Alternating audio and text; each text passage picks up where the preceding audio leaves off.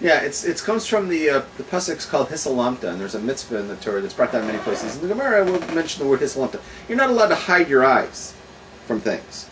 Like if you see that like there's money spilled, like someone, you know, you can't just say, you see that someone dropped something right in front of you. You can't just go, well, I didn't see it. You know, once you've seen it, it's too late. Now you've got to move on it. You know, you can't just let somebody, you know, lose something in front of you. You know, and this happened to me recently. A few weeks ago, walking down the street, and this gorgeous Persian chick was walking ahead of me with her friend, and she dropped something like out of her bag or out of something, and it was like laying on the ground. You know, this would have been your opening, huh? And the two of them walked, and I caught up. You ran across the street, picked it up. No, I was actually behind them, and as I got to the thing, I didn't want to open it.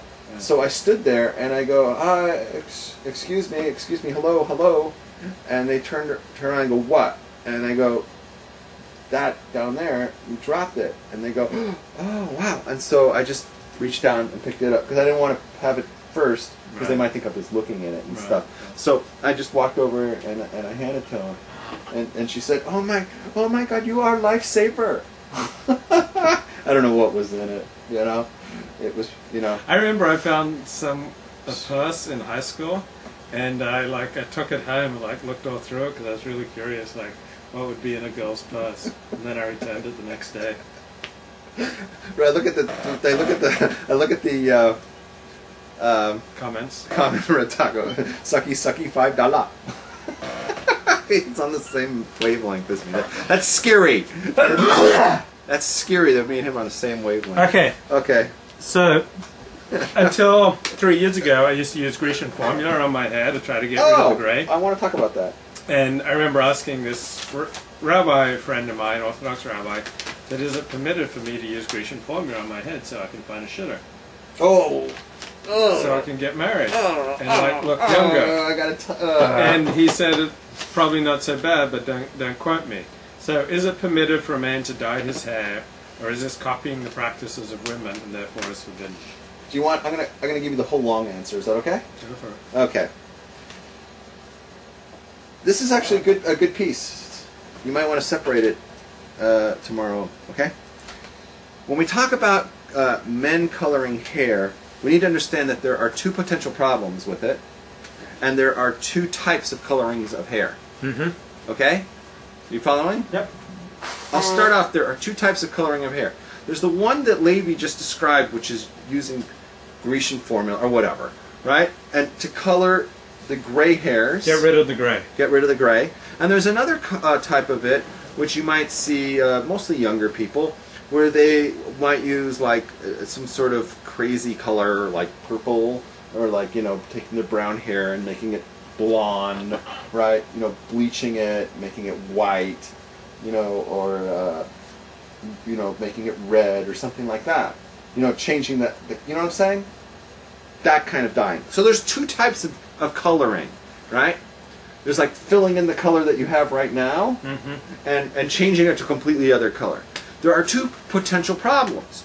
One is that you said that it's like a woman thing. Now there's one of the 613 mitzvahs is that a man cannot dress like a woman, right? You can't wear women's clothes, and you can't do women things, right? Like put on makeup, and okay, that's one potential problem. And the other one is that you're doing something that mimics the ways of the non-Jews. Okay? Okay.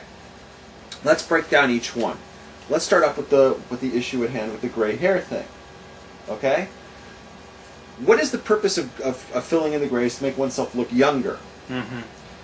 That is something that women do. Women own that. They will always try to look younger. Women want to look younger, so therefore when a man colors their hair or whatever, they're trying to look younger. They're doing it in a way of a woman that would be prohibited according to the Torah. Right? However, Rav Moshe Feinstein poskin. By the way, this is all in Yoredea 182. If you want to look into this whole thing, and there's a lot of back and forth, and there's a lot of different opinions, look at Yoredea 182. Rav Moshe Feinstein, Rav Moshe poskin in Igros Moshe, in his Yoredea 261, he poskined that a man is permitted to color his hair to look younger, to get rid of the gray, for the purpose of parnasa, for the purpose of making a living. So like if you want to look younger to compete, for a job, you want to look younger, or to get a part in a movie, or something like that, no problem. You went and asked the rabbi the wrong question. You asked too many words. You said for the purpose of a shidduch, can you do it? And that's why I cringed, because you said too many words. I would have prepared you for it by saying, don't say too much. And if they ask, say, for your parnasa. I didn't feel bound by the rabbi anyway. So. Oh, okay. I would have said for parnasa, and they would say, what are you going for? And you would say, I'm applying for a job as a waiter, right? And I don't think I'm a blogger, and it just I know, looks bad. But you could looks say bad for my YouTubes if I got lots of gray thinning hair. So, there you go. So to make my panasa and get a lot of viewers and make money, I need to have sparkly black hair. Right. You're going for some parts in a porno shoot. They're not looking for guy that looks like grandpa. You're not doing like Granny They've porn. already got Ron Jeremy. So. Yeah, you want to get like young parts, yeah. Right? You know what they say in Hollywood. Never tell anybody that you're over 40, because like you won't be cast in any parts anymore. Right? So if you're in Hollywood, you can definitely get a heter. The heter definitely applies to you to try to look younger for any actor, even writers. They won't hire writers, I've heard. Like once a writer turns 40, you can't work on screenplays. So all these people have a heter to because they're being discriminated against for being older, for looking. You don't want to look older because that's like the death penalty in this business here. So there's definitely a heter for that. Now. What if you wanted to switch colors? Like Levi said, I think I'm going to do like a chartreuse this week, or a pink bouquet, right? So that's not the way of women, because guys also do that. That's considered, according to many opinions. Some people might still say it's the way of women, but there are at least enough opinions. If you learn it up, that there's enough opinions that say that such a way of coloring is what's called gender neutral. Can you say that? Gender neutral. Gender neutral. Right, because men and women do it, so therefore it's not going in the ways of women. However, it would still be going in the ways of the non-Jews, because that's not a Jewish thing. A Jewish yeshiva boy doesn't dye his hair blonde, right? Or purple, right? That's the way of, like, the trendies. That's the way that the goyim are, right? So then you got that problem. Okay, is that an explanation? Fair enough? Yeah. I know it's a long way around, but, okay. Okay, it's important to build a parapet around your roof in case you want to get jiggly up there and you might fall off. Like this happened in Pico Robertson. Some guy came over to visit a girl and she like laced his drink, and some other girl came over and she laced her drink, and then the guy and the girl ended up falling out the window, like substantially hurting themselves. So it's important, like in case you're going to someone's house and they might lace your drink, there's a parapet around your rooftop so that people don't fall off. This also applies to swimming pools. How many kids, like thousands of kids a year, fall into pools and drown?